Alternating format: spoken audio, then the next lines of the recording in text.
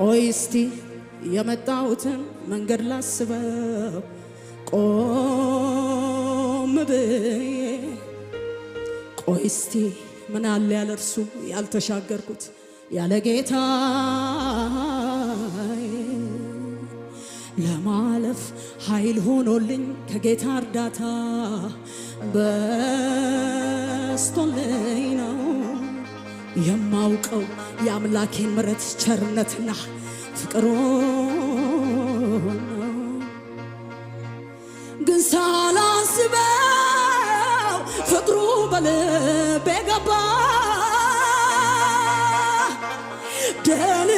ደህንነትን አገኘው ያለ ዋጋ ግን ሳላስበው ፍቅሩ በልቤ ገባ ደህንነትን አገኘው ያለ ዋጋ በኃይል አይደለም እኔ ወይ በብርታቴ ራርቶልኝ ነው